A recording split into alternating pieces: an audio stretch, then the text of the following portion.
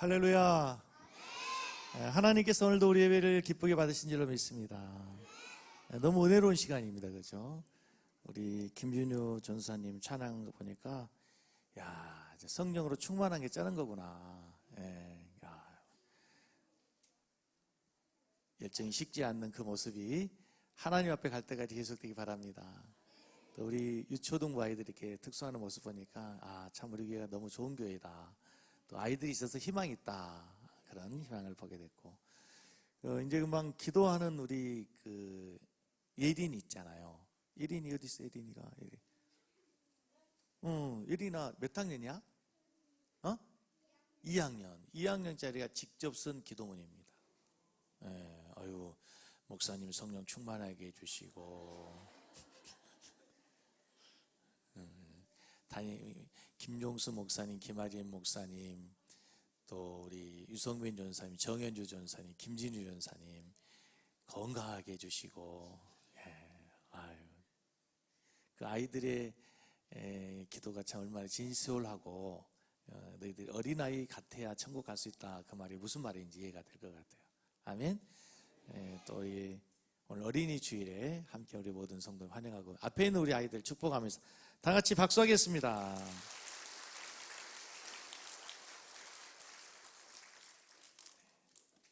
저도 제 의지와 상관없이 오늘은 넥타이 매지 말고 이렇게 올라오라 그래가지고 저도 어쩔 수 없이 이렇게 왔습니다. 네. 5월 첫째 주 어린이 주일, 아마 전국 교회가 다 어린이 주일로 예배를 드리는 날입니다. 방정환 선생님이 1927년도 5월 5일 어린이날로 제정할 시기에 사회적으로 어린아이들은 굉장히 존중받지 못했습니다. 어린아이들은 매우 열악한 환경 속에서 학대받고 존경받지 못하는 그런 어려운 시기에 이제 어린아이들도 독립적 인격적으로 존중받고, 또 불우한 환경에 있는 아이들도 희망과 긍지를 가질 수 있도록 어린이날을 제정해서 이제 아이들을 축복하고 격려하기 위해서 어린이날을 제정한 것이죠. 그때 당시는 가정의 형편들이 넉넉하지 못했고, 또 가정에 자녀들이 많았습니다. 그래서 한 자녀 한 자녀에게 그렇게 사랑을 줄 수 있는 여유가 없었죠. 그러니까 일부 예배 드리면서 우리 권사님들에게 이제, 권사님은 몇 형제입니까? 어떤 7형제. 권사님 몇 형제입니까? 8형제. 저희 집은 9형제. 혹시 10형제이신 분도 있을 수 있어요. 10형제인 분 계세요? 저 있잖아요. 10형제. 혹시 11형제? 저희 마을에는 12형제가 있는 가정도 있었거든요. 예수님의 12 사도처럼. 그렇게 하다 보니까 이렇게 귀하게 사랑을 줄 수 있는 그런 형편과 처지가 되지 못하는 시대가 됐는데, 지금 세상은 너무 달라졌습니다. 아이 하나하나가 너무 귀한 시대가 됐어요.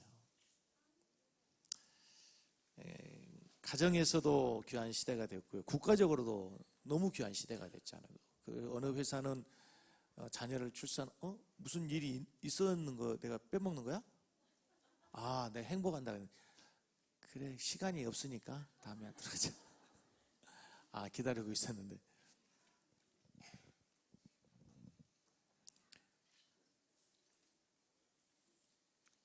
어느 회사는 자녀를 출산하면 현금 1억을 지불하는 회사도 있다 하고. 모르셨어요? 아무튼 사회적으로도 국가적으로도 어린 생명 한 생명 한 생명이 너무나 귀한 시대가 됐습니다. 교회에서도 마찬가지입니다. 여러분, 교회에서도 실제적인 통계인데요, 주일학교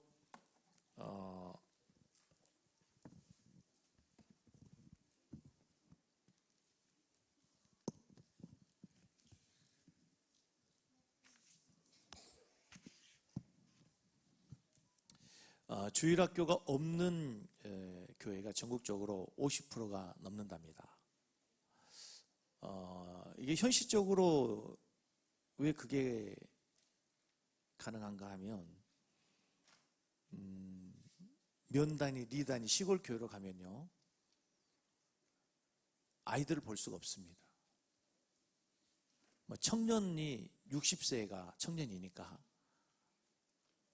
청년 회장이 60대 중반이 돼야 청년 회장이 되는 그런 시대 속에 살게 있기 때문에 저 한국 교회에 제가 35년 전 전도사 시절에는 주일학교 학생들의 숫자가 거의 작년부 숫자와 비슷했습니다.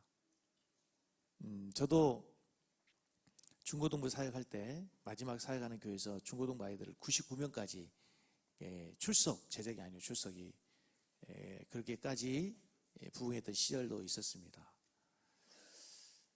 제가 그 사역하는 그 지역은 이제 성북동이기 때문에 아파트가 많고 그런 마을이 아니었음에도 불구하고 열심히 전도하고 또 교사들이 아이들 사랑하면 부흥하는 시대였습니다.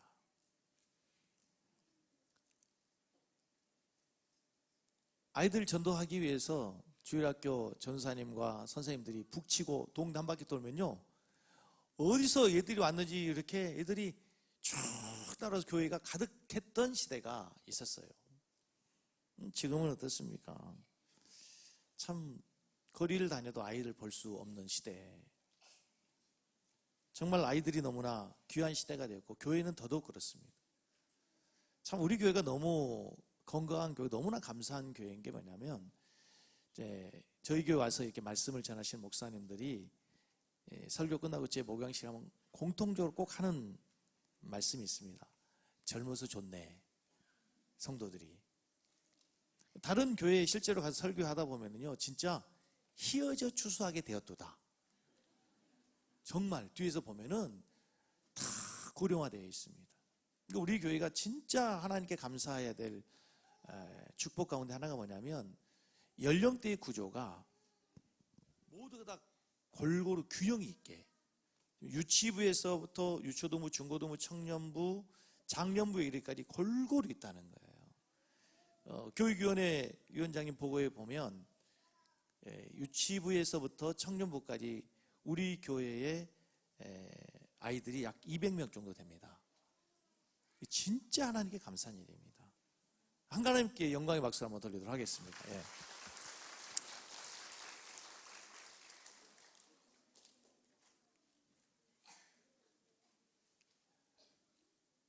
하나님께서 이렇게 귀한 자녀들, 보기만 해도 아까운 금쪽 같은 우리 자녀들을 우리 교회에 맡겨주셨는데, 또 우리 가정에 맡겨주셨는데 이 아이들을 어떻게 키워야 할까요?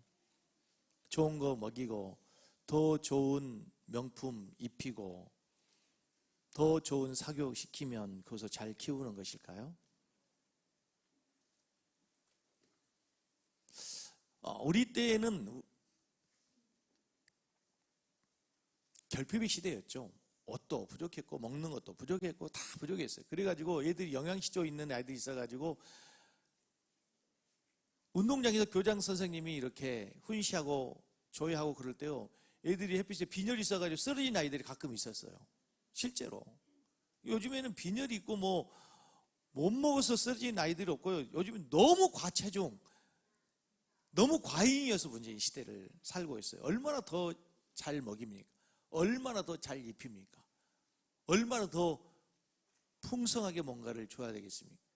그런 것이 필요한 시대가 아닙니다. 물론 지금도 필요한 아이들이 있을 수 있지만 보편적으로, 그리고 우리 섬기는 거에 있는 이 새솔동 신도시에는 굶은 아이들은 없어요. 이런 시대에 우리가 정말 부모의 역할이 무엇이고 교회의 역할이 무엇입니까? 오늘 본문 말씀을 보면은요, 하나님께서 정말 우리에게 오늘 복된 말씀, 축복된 말씀을 주시는데 뭐냐면 너희들 가문에 너희 후손들에게 이 천대에 흐르는 하나님의 축복이 이어지도록 해라. 천대에 이르도록 축복이 이어지도록 해라는 거예요. 오늘 본문 말씀은 제3계명, 여러분 제10계명 중에 제3계명이 뭐죠? 우상을 숭배하지 말라. 우상을 숭배하지 말라는 말씀 가운데서 우상을 숭배하지 아니하고 하나님을 사랑하고 하나님의 계명을 지키는 자에게 천대 은혜를 베푸시게 하겠다. 여러분 1000대의 복을 주시겠다. 이 1000대 가능할까요? 하나님의 축복이?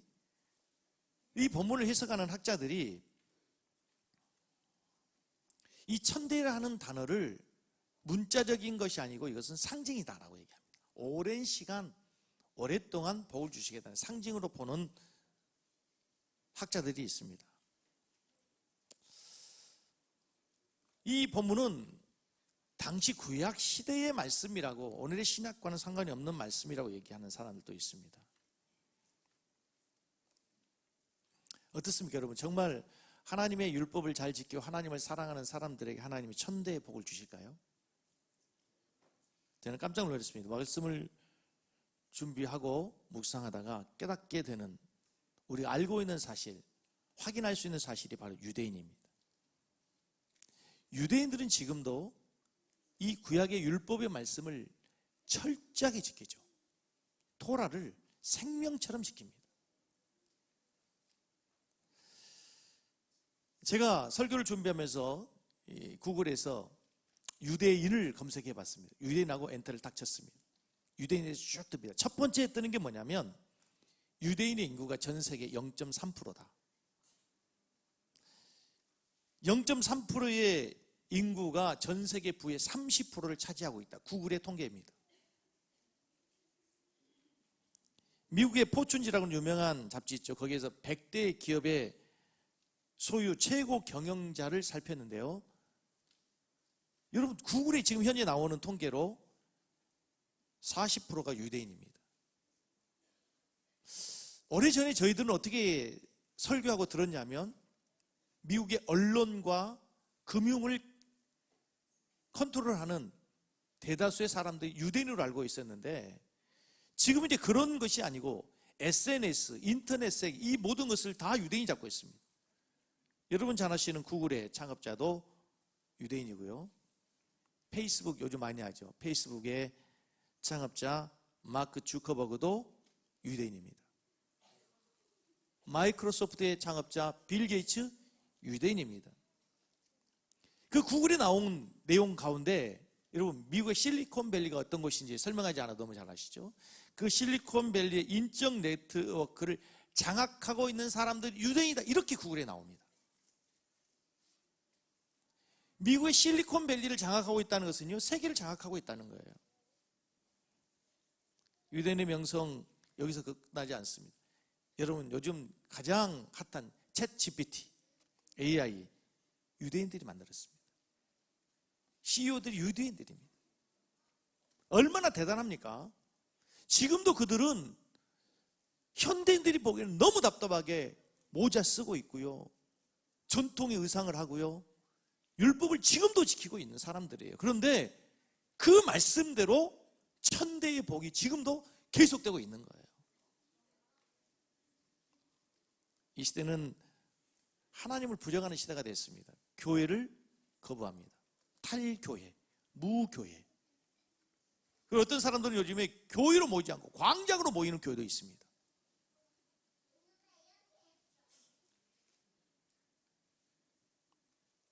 하나님의 권위에 정면으로 도전하고 하나님의 창조의 질서를 정면으로 부정하는 악법을 제정하려고 하는 이 시대에 우리 살아가고 있는 가운데 이 귀한 우리 자녀들에게 우리는 무엇을 주어야 될까요? 하나님의 말씀을 전하고 신앙생활을 하고 복음적이고 전통적인 신앙을 갖는 것을 마치 옛사람인 것처럼, 구습인 것처럼, 시대를 뒤떨어진 사람처럼 답답하게 생각하는 이 시대에 우리는 우리 자녀들을 어떻게 길러야 될까요? 먼저 우리 부모님들, 우리 섬기는 교회 성도님들, 우리 자녀들을 세대를 본받지 아니하고 우리의 생각대로 자녀를 기르는 것이 아니라 하나님의 신앙 교육으로, 말씀 중심으로, 하나님 중심으로 바르게 교육할 수 있는 은혜가 있기를 주의 이름으로 축복합니다. 우리 교회에게, 부모에게 주신 첫 번째의 사명은 바로 우리의 자녀들을 신앙 안에서 바르게 키워서 하나님을 사랑하고 계명을 지켜 1000대의 복이 이르도록 하는 것이 우리의 사명이요 기도의 제목이 되어야 될 줄로 믿습니다. 우리 주일학교 친구들 가운데 부모님들이 예수 믿기 때문에 억지로 교회 친구들도 있을 수 있어요. 또 어떤 친구들은 기쁨으로 와서 이렇게 찬양하는 친구들도 있어요. 저기 앞에 앉아서 찬양을 우리 친구들 보니까 진짜 기쁘게 찬양하는 아이들도 있더라고요. 그죠? 때로는 우리 성도님들 가운데 모태신앙으로 자라가지고 지금까지 신앙생활에 오면서 내가 부모님들이 억지로 신앙생활 하는 것 때문에 힘들어하는 성도들이 있을 수도 있습니다. 때로는 교회 가라고 기도하고 예배하라고 귀찮게 여기는 잔소리를 들어야 될 수도 있어요. 우리 중고등부 친구들 가운데 시험 공부해야 되는데 친구랑 놀아야 되는데 뭐 교회 가라고 엄마 아빠가 억지로 잔소리하는 거 싫을 수도 있다는 것이죠. 그러나 여러분 한 가지 꼭 기억해야 되는, 시간이 먼 훗날 지나고 난 다음에 돌이켜보면 그것이 은혜요 축복이었다는 사실을 깨닫게 될 줄로 믿습니다. 여러분 우리가 예수를 믿으면 하나님의 자녀가 된다는 게 정말 말로 다 할 수 없는, 세상의 무엇과도 바꿀 수 없는 은혜의 축복이라는 거죠. 아까 찬양할 때 보니까 집 팔고 논 팔고 냉장고 팔아가지고 천국 가야 된다 하잖아요.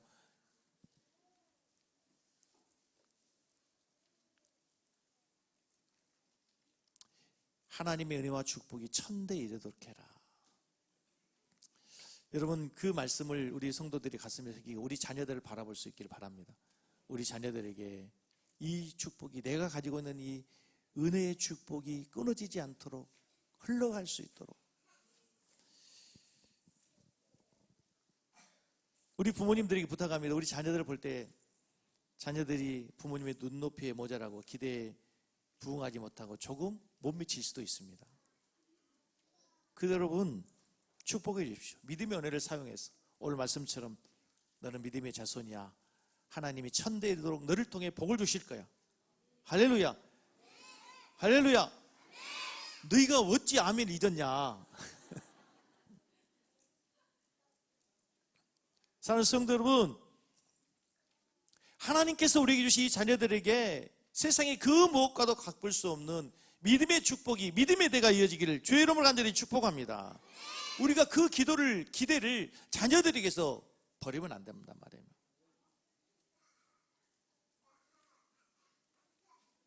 우리 성도님들 가운데 혹여 믿음의 첫 때, 부모님이 아니라 나에 대해서부터 예수를 믿는 성도들이 있을 수 있습니다.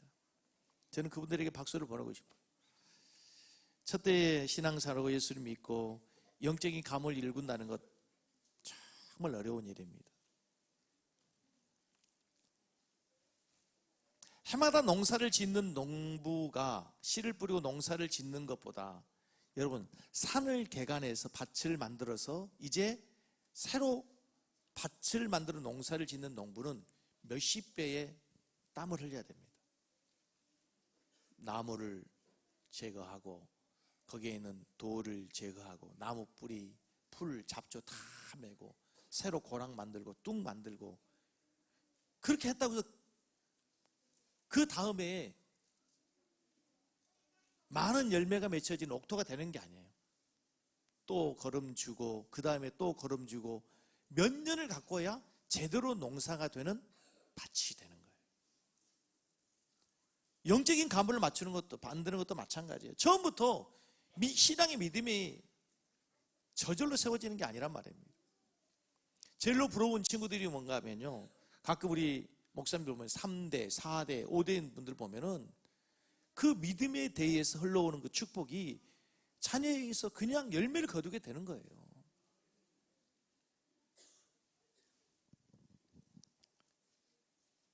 저와 저희 어머니도 함께, 어머니가 예수 믿으면서 저도 자연스럽게 예수를 믿었습니다. 지난주 목포 사랑의 교회 가서 저희 세 딸들과 함께, 그리고 사위하고 예배를 함께 드렸습니다.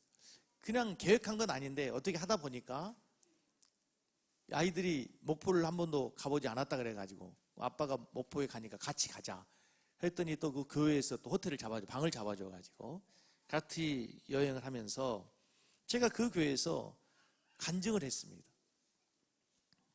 제가 여러분 잘 아는 것처럼 중학교도 중퇴했지 않습니까? 학교 다니다가 학교도 제대로 다니지 못하고 절에 들어가서 머리 깎고 절밥 먹는 동자승이 됐습니다. 가니까 그 목사님 저를 소개하면서 뭐 동자승이 왔다고 자꾸 머리를 깎고 갔어야 되는데 그랬을 뻔. 저 고등학교 시험도 떨어졌어요, 여러분. 고등학교도 졸업하다가 중퇴했습니다, 여러분. 아니. 그런데 여러분, 어떻게 이런 일이 있을 수 있죠? 제가 하나님을 만나지 못했다면, 하나님이 없었다면 제 인생이 어떻게 됐겠습니까, 여러분?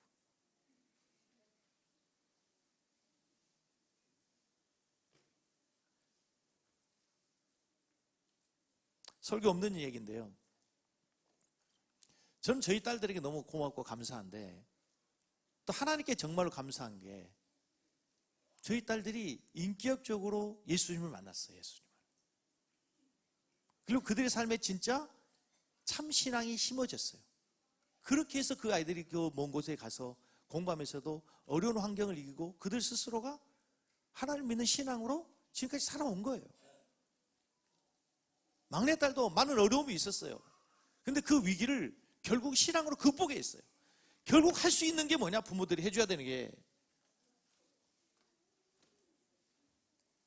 그 아이들의 마음에 진짜 우리들이 찬양했던 내 마음의 한 자리, 가장 중요한 그거죠. 예수님 모시고 예수를 정말 만나고 믿고 주로 섬기는 자녀가 되게 하는 거, 그게 우리들이 해야 될 가장 큰 숙제예요. 가장 큰 축복이라는 사실을 믿으시기 바랍니다. 여러분, 천대의 은혜가 이어지는 조건에 대해서 성경은 이렇게 말합니다. 저절로 천대의 은혜가 이루어지는 것이 아니고 나를 사랑하고 내 계명을 지키는 자에게. 따라서 하십시다. 나를 사랑하고 내 계명을 지키는 자에게 하나님의 천대 복이 이를 것이다. 여러분, 때로는 어려운 일이 있고요, 때로는 바보처럼 길을 가야 될 때도 있고요, 때로는 손해보는 일이 있을 수도 있어요. 눈에 보이게. 그 여러분, 끝까지 흔들리지 말고 하나님을 사랑하고 말씀을 붙들고 믿음의 길을 걸어가는 우리 성도들이 될 줄로 믿습니다. 할렐루야. 오늘 어린이 주일을 맞이해서 여러분들, 우리에게 다시 한번 하나님이 주시는 말씀은 이거예요. 믿음의 길을 가라. 믿음의 길을. 믿음의 길을 가도록 해주라는 거예요.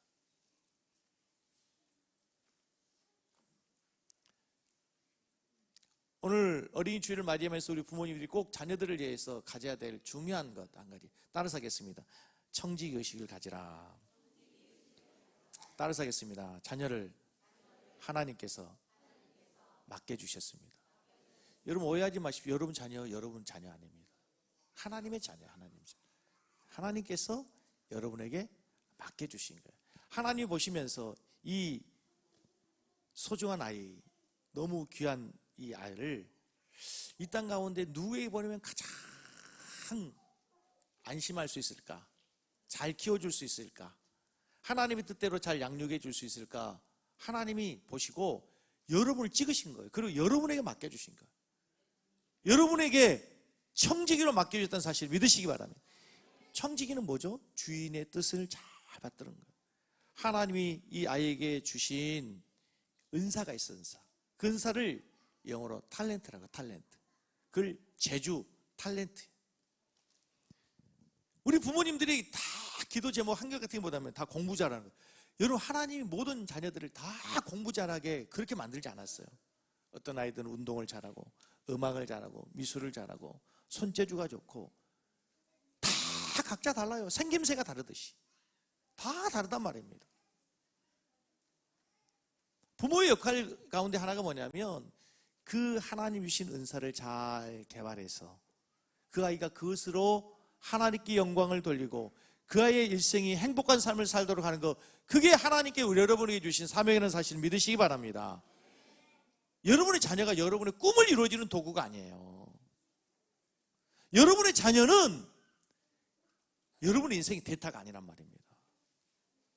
그 아이에게 주시는 은사대로 그 아이가 가지고 있는 은사를 잘 개발할 수 있도록 살피시고 기도하시고, 그래서 응원해 주셔서 그 은사를 통해서 하나님께 영광을 돌리고 교회를 복되게 하고 쓰임받는 자녀들 되기를 주의 이름으로 축복합니다. 여러분, 여러분 자녀를 믿어주십시오. 믿어주세요. 뭐 하라고요? 믿어주시라고요. 얘들아, 너희 어머니가 너희들을 믿어주신대. 아니요?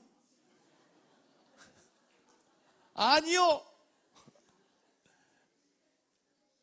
우리 주일학교 친구들 따라가겠습니다. 우리 어머니가, 우리 아빠가 나를 믿어주신대요. 오늘부터 믿어주실 거야. 안 믿어주면 목사님께 오세요. 나 믿어주게 목사님이 혼내줄 거니까 믿어주셔야 돼요. 믿어주셔야 돼요. 믿어주세요. 저와 저희 아내는 너무 다른 환경에서 자랐습니다. 저는 누나만 있는 곳에서 늦게 아들로 태어났어요. 저희 아내는 아들들, 오빠만 있는 곳에서 막내 딸로 하나 태어났어요. 너무 달라요. 농경사회에 태어났어요. 도시에서 태어났어요. 저희는 어릴 때 해가 뜨고 있는데 자면 저희 아버지가 해가 중천에 떴는데 아직까지 자냐 종수야.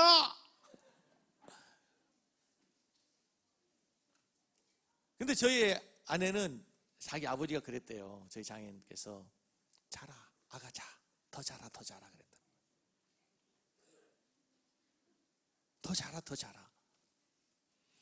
제가 저희 딸들에게 일어나, 저희 집사람은 왜 애를 깨워? 애가 자는데. 애가 피곤해서 자잖아. 왜 애를 깨워? 우리 성도님들 얘가 자면 깨워요, 안 깨워요? 깨워요. 자고 싶은데 깨워요.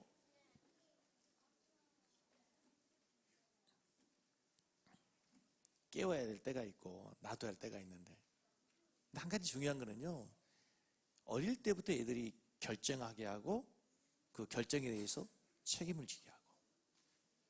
근데 요즘에는 엄마들이 다 해줘요. 다 해줘. 그리고 심지어는요, 군대도요, 엄마가 대신 가야 돼. 에? 군대 가기 전까지 모든 결정을 다 엄마가 해가지고.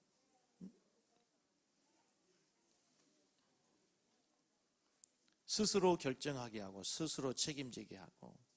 언제까지 우리 부모들이 다 해줄 겁니까? 어릴 때부터 여러분.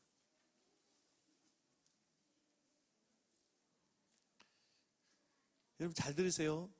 우리 친구들도 잘 들어야 돼요. 제가 목사가 됐는데요, 내가 이해가 되지 않을 때가 있어요. 이해가 되지 않는 생각, 이해가 되지 않는 말, 이해가 되지 않는 행동을 할 때가 있어요. 내가 그걸 하지 않으려고 애를 쓰는데 잘 안 돼요. 이유가 뭔지 알았어요. 저희 어릴 때에 제가 보았던 것, 들었던 것, 말했던 것, 행동했던 것, 결과가 그것으로 나오는 거예요. 어려운 일, 인풋이 없이는 절대 아웃풋이 나올 수가 없어요. 우리 아이들에게 여러분, 어릴 때 받은 상처, 어릴 때 받은 경험, 그게 멀쩡한 어른이 됐는데도 그렇게 가는 거예요. 그렇게 되는 거예요. 그렇게 살아가는 거예요. 그게 사라지는 거예요. 어릴 때 들었던 언어, 보았던 행동, 그런 것들이 어른이 돼서 나온단 말이에요. 어느 날 컴퓨터 프린터를 보고 제가 깜짝 놀랐어요. 생각이 됐어요. 어떤 때는요, 그림이 나와요. 어떨 때 제 설교문이 나와요. 어떨 때는 음악 악보가 나와요. 왜 그러죠? 그 파일을 입력시키면 그대로 나오는 거예요. 아이들도 마찬가지예요. 여러분 잘 아시는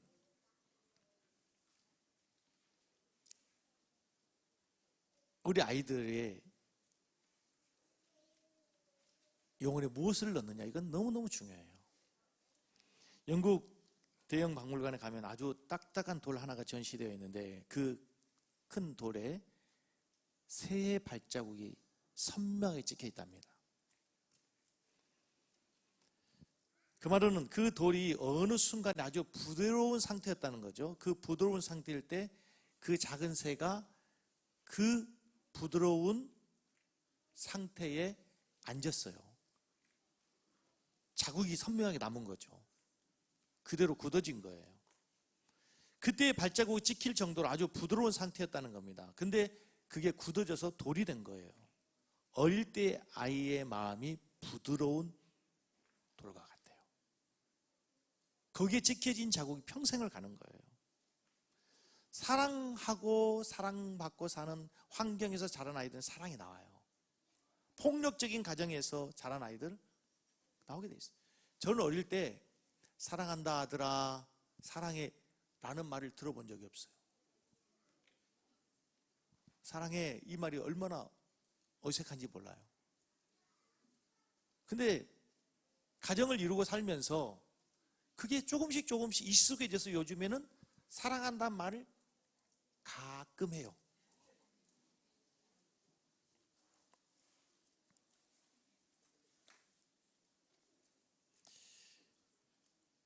교육학을 공부하신 분들은 들어보셨을 건데요. 존 로크라고 하는 경험주의 철학자가 이런 얘기했어요. 막 태어난 아이의 그 인간의 상태를 백지 상태다. 타블라 라사라고 하는 유명한 얘기를 했어요. 부모는 백지 같은 우리 아이들의 마음에 이제 붓을 가지고 그림을 그리는 거예요. 동양화를 그릴 수도 있고요, 서양화를 그릴 수도 있고요, 인물화를 그릴 수도 있어요. 거기에 상처를 남길 수도 있어요. 좋은 추억을 남길 수도 있어요.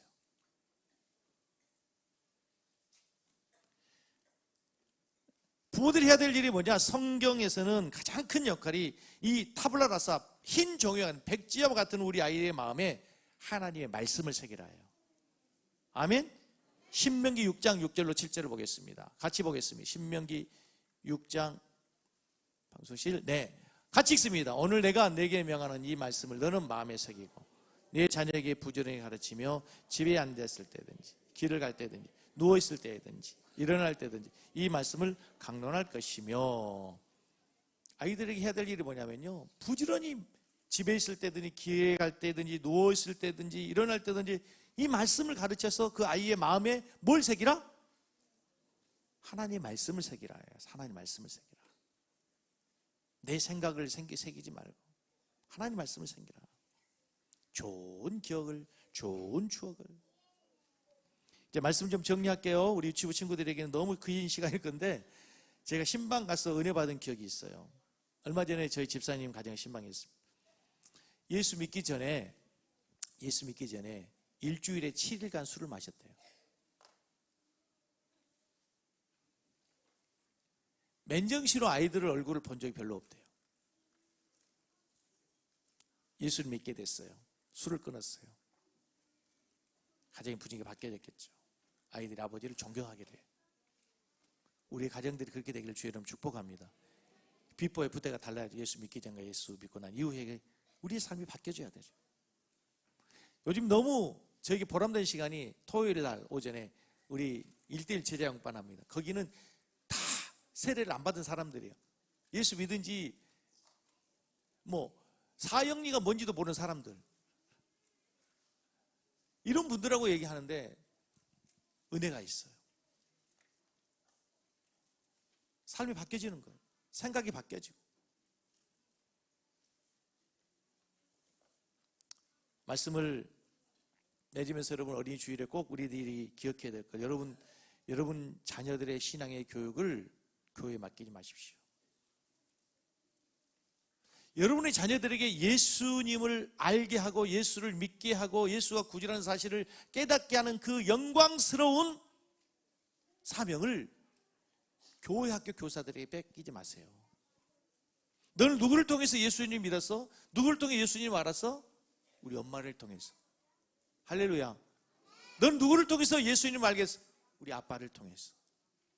그렇다고 해서 주일학교 교사 선생님들을 필요 없이 해라 얘기가 아니라, 여러분의 신앙의 교육은요, 교회만 감당하는 게 아니고 교회와 가정이 함께 해야 된다는 사실을 믿으시기 바랍니다. 부모와 교사가 함께 해야 되는 거예요. 우리 교회학교 선생님들이 수고하고 애쓰고 얼마나 열심으로 사역하는지 모릅니다. 감사한 일이죠. 여러분, 오늘도 이제 예배가 끝나면 옥상에서 우리 아이들을 위해서 재미있는 많은 놀이기구를 준비하고 선물을 주고 즐거운 시간 가질 거예요. 근데 여러분, 교회가 그런 것으로 아이들 필요를 다 채워줄 수가 없습니다. 놀이동산에 가면 더 좋은 재미있는 놀이기구가 얼마나 많습니까? 그런 것으로 하는 것이 아니고, 우리 교회에서는 무엇을 해야 되냐? 믿음을 심어줘야 될 줄로 믿습니다. 지난주에 목포 사랑의 교회 가서 집회하면서 이제 우리 부교육자들 다 갔어요. 그 교회 교육부서를 벤치마킹 하자 해가지고. 그러니까 첫 번째 보여주는 게 이제 9층까지 있는 드림센터라고 교육관을 보내주는 겁니다. 청년무실, 중고등무실, 유초등무실, 그리고 각 실마다 아주 모든 걸 잘 해놓고 아이들이 놀 수 있도록 뭐 아주 그냥 놀이시설을 얼마나 잘 해놨는지 몰라요. 부럽기는 했지만요, 그렇게 부럽다 그런 생각 안 했어요. 예배 시간에 딱 들어갔는데 주일학교 아이들이 이렇게 딱 우리 애들 찬양한 것처럼 찬양은 보기 좋다 했지만 그렇게 부럽지도 않았어요. 근데 마지막 순간에 제가 부러웠던 게 있어요. 이 교회가 대단한 교회다 생각된 게 있어요. 그게 뭔지 아세요? 제가 설교 끝나고 이제 찬송하고 기도하는데 애들이 나와서 찬송하고 기도하다가 똑같은 이 마룻바닥인데 애들이 다 무릎을 꿇는 거예요.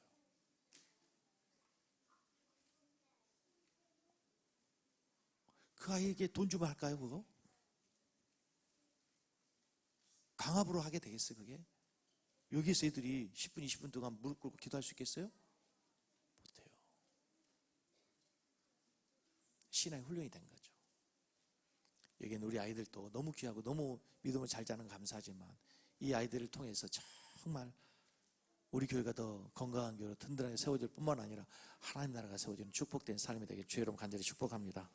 할렐루야, 할렐루야. 네.